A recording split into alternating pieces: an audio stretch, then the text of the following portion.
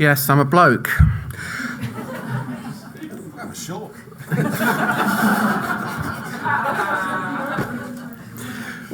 When I was asked to contribute to this incredible event, I offered a talk entitled A Vision for Gender in the 21st Century. My vision for this is fairly simple. I think we should all resolve to cease using the word gender in any form and instead describe precisely what we mean with appropriate language. For example, gender identity becomes personality. And if we mean sexist cultural stereotypes, we should say exactly that. I suppose that some may consider my words to be part of a backlash against transgender politics. So I would, this afternoon, ask you to consider the contextualization of transgender politics itself as a backlash.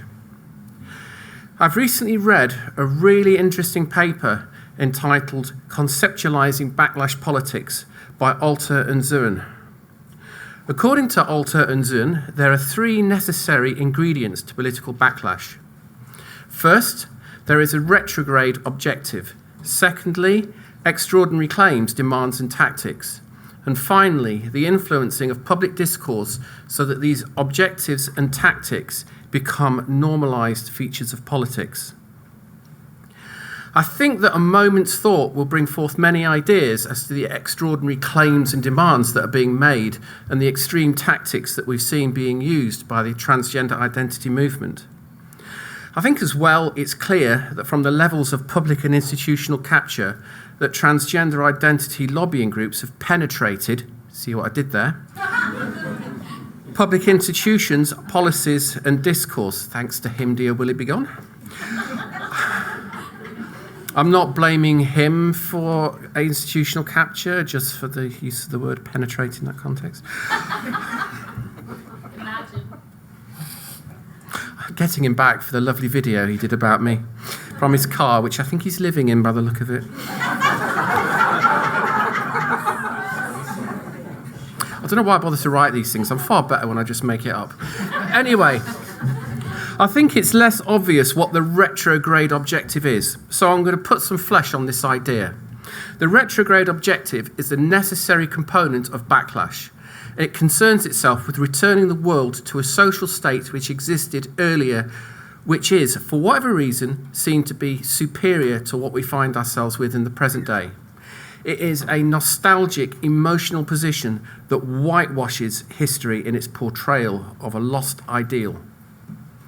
It's worth recognising, I think, that social change is often affected by oppressed minorities, and that the retrograde backlash is going to affect the rights of those groups who have fought for their own liberation. And I hope you are beginning to see where I'm going with this. Whether we're talking about liberation from negative discrimination and oppression as a result of racism, or women's liberation from social boundaries that once were imposed foundational upon sex, or the enfranchisement of lesbians and gay men to the rights of legally recognised partnerships, property rights and employment protections, all of these rights were hard won and have come to reflect and affect positive social change. What these victories for rights share is the underlying assertion that no matter who you are and what you do, so long as you remain within the law, you are free to choose your own destiny, and no longer will your skin colour, sex, or sexual orientation form a brick wall to your ambitions. An underlying message behind the post-1950s sexual revolution is that the socially imposed limits on women becoming scientists, doctors, and engineers was swept aside. That is not to say that there were not women who excelled in these professions before then. For example, Rosalind Franklin, Elizabeth Blackwell, and Heidi Lamar. But the difference is now that these worlds are open to all women, no matter her background, and she can be her true, authentic self. What a woman or man does is not defined by what she or he is. What we can do is no longer defined by whether we are a woman or a man. And I think this is precisely where the transgender identity lobby has gone so wrong.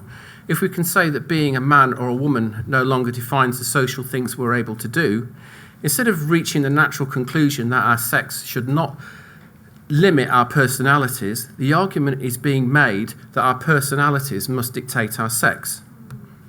And so, our entire personalities are distilled into two words, woman and man. And this itself is the retrograde position, and this is the attack on the rights of women, homosexuals, and children. The fundamental belief in the innate, stable gender identity, I've got that in scare quotes, lies at the heart of the transgender belief system. The instrumentalization of children is absolutely necessary to shore up this position if the distinction between man and woman is to be inferred from personality, known as gender identity. This belief and its consequences have created a tectonic destabilization, and we see its far-reaching effect from rupturing the family unit, destroying the language used around basic human concepts, and dividing entire societies. Under the guise of protect trans kids and claiming to support children's rights, the lines between adult and child are blurred, and yet children are not small adults.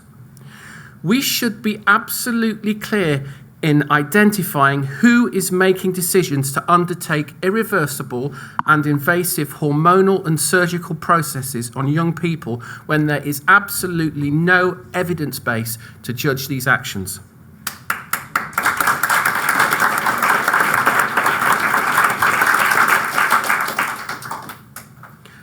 I think it is worthwhile to reflect on why it is that adults would use children in this way.